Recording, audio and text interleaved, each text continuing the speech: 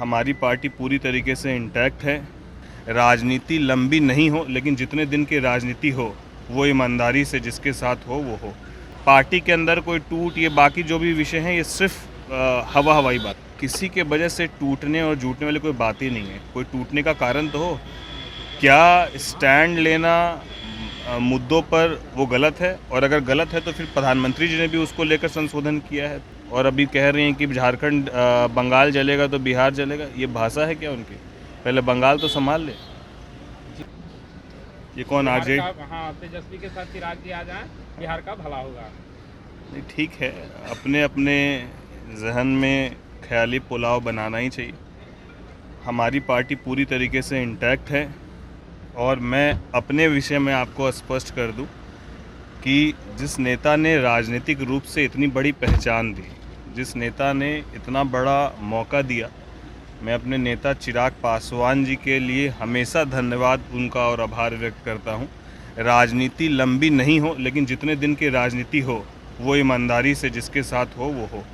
तो मेरी ईमानदारी मेरे नेता के प्रति सदैव रहेगी, चाहे राजनीति फिर आगे नहीं करनी हो वो मंजूर है, लेकिन नेता के साथ कभी दगाबाजी ना हम कभी कर सकते और ना कभी जीवन में करेंगे। मैं बिल्कुल हमेशा उनके साथ और उनके लिए गए निर्णयों के साथ कंधे से कंधे मिलाकर चलने वाला। इस बार टूटने की वजह बीजेपी को बताया जा रहा है कि बीजेपी की वजह से टूटेगी। किसी के वजह से टूटने और जुटने वाली कोई बात ही नहीं है। कोई टूटने का कारण तो हो, क्या स्टैंड लेना मुद्दों पर वो गलत है, और अगर गलत है तो फिर प्रधानमंत्री जी ने भी उसको लेकर संशोधन किया है। तो मुझे लगता है कि इन विषयों में कहीं कोई दम नहीं है। पता नहीं, मैं खुद ये देख कर आश्चर्यचकित था कि मीडिया में इस तरीके से कैसे चल रहा है, जिसमें उसके बाद हम लोग झारखंड में जो राष्ट्र कार्यकारिणी की बैठक हुई वहाँ सब लोग साथ थे। अभी भी मैं दिल्ली से आया हूँ तो माननीय नेता से मिलते हुए आया हूँ, सभी विषयों पर बात हुई। तो कहीं कोई ऐसा विषय पार्टी के अंदर कोई टूट, ये बाकी जो भी विषय हैं ये सिर्फ हवाई बातें हैं। पशुपति कुमार पारस के जिस तरह से नजदीकियाँ बढ़ी है बीजेपी से, कहीं यही सी का आकांक्षा लगाई जा रही है? नहीं, अब देखिए, अब उनका क्या है, वो उनके पार्टी का स्टैंड है। हमारे पार्टी का स्टैंड बिल्कुल क्लियर है, जो आपको दिख रहा है, जो हमारे नेता का बयान है वही हम लोग का स्टेटमेंट है। ममता बनर्जी का कहना है कि जिस तरीके से बंगाल में घटना हुई पर चौकी साथ तमाम लोग सवाल खड़े कर रहे थे और करें कि अगर बंगाल जलेगा तो बिहार यूपी। कौन कह रहा है बिहार जलेगा? ममता बनर्जी कह रहे हैं कि बंगाल अगर जलेगा तो देश जलेगा। नहीं, ये अब इस भाषा से आप समझिए ना कि अगर प्रदेश की मुखिया की ये भाषा और ये शैली रहे जवाब देने की, जबकि उनके स्टेट में लॉ एंड ऑर्डर पूरी तरीके से ध्वस्त हो रखा है, ना तो घर की बहू बेटी सुरक्षित है। इतना बड़ा डॉक्टर के साथ जो घटना घटी, उसके बाद वो खुद सड़क पर निकलती हैं, जबकि पूरा लॉ एंड ऑर्डर उनके हाथ में है। वो खुद वहाँ की मुखिया हैं और वो खुद जो है पैदल मार्च कर रही हैं और अभी कह रही हैं कि झारखंड बंगाल जलेगा तो बिहार जलेगा। ये भाषा है क्या उनकी? पहले बंगाल तो संभाल ले। जीतन राम मांझी आपके नेता को टारगेट कर रहे हैं, चिराग पासवान को, और लगातार उनको लेकर बयान दे रहे हैं, कह रहे हैं कि हम लोग आरक्षण की बात कर रहे हैं, चिराग पासवान हिंदी हो गए, कई तरीके का बात करते सामने। नहीं, मुझे लगता है कि हम लोग मांझी जी को बतौर गार्जियन और अभिभावक मानते हैं, और पता नहीं, मैं ऐसा सुना नहीं हूँ कि जो शब्द और शैली आप बोल रहे हैं कि उन्होंने कहीं कही है, और अगर कहीं भी उन्होंने कहीं है तो मुझे लगता है कि वो अभिभावक हैं। इन चीज़ों पर उनको मंथन करना चाहिए और चीज़ों को समझते हुए ही आगे के विषय को रखना चाहिए।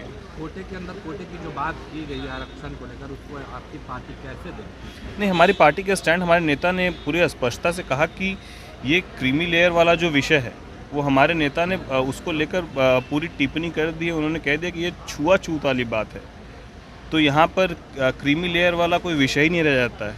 और खुद जब मांझी जी माननीय मुख्यमंत्री थे उस वक्त कहीं पर गए थे तो मंदिर धुलवाया गया था।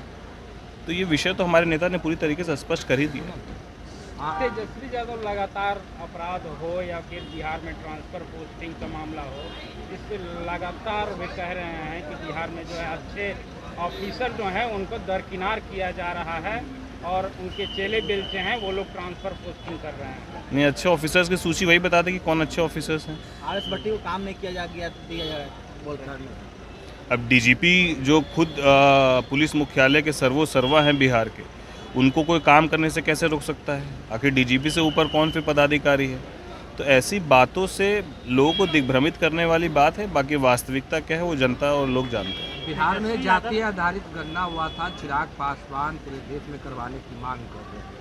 आपकी पार्टी आवाज़ उठा रही है, क्या होने जा रहा है? नहीं, बिल्कुल हम अपने नेता के स्टैंड के साथ, और हमारे नेता ने इसीलिए कहा कि अगर जातिगत उनका बस उसमें थोड़ा सा ये सुझाव ज़रूर है कि जातिगत जनगणना के वो पक्षधर हैं, लेकिन वो सार्वजनिक हो इसके पक्षधर नहीं हो। लेकिन वो आंकड़ा बिल्कुल आना चाहिए ताकि उस आंकड़ों के आधार पर ये तय किया जा सके कि किस जाति समाज की संख्या कितनी है और उनके लिए हमको क्या बेहतर करना है, ये जानकारी होनी चाहिए, लेकिन वो सार्वजनिक नहीं होनी चाहिए। राष्ट्रीय लोक जनशक्ति पार्टी के जो नेता हैं वो कह रहे हैं कि चिराग पासवान अब राहुल गांधी के बोलने शुरू कर दिए। राहुल गांधी भी बोल रहे हैं और चिराग पासवान भी बोल रहे हैं। खैर उनके विषय पर हम कुछ बोलना नहीं चाहते हैं। वो इसी तरीके से जो बोल रहे हैं वो कौन बोल रहा है और बिना कोई हाथ पांव वाली बातों पर क्या ही जवाब दिया जाए। सर, फतुहा के गांव है एक गोविंदपुर, वहाँ के ज़मीन है, पूरे गांव को वक्फ बोर्ड ने दावा ठोक दिया है कि यह ज़मीन वक्फ बोर्ड की है। पूरे गांव को खाली करने का आदेश ये जांच का विषय है। मुझे लगता है कि इसको लेकर सरकार तत्पर है। मेरी नज़र में ये जहान में जानकारी आई थी और ये जांच के बाद ही स्पष्ट हो पाएगा क्या है।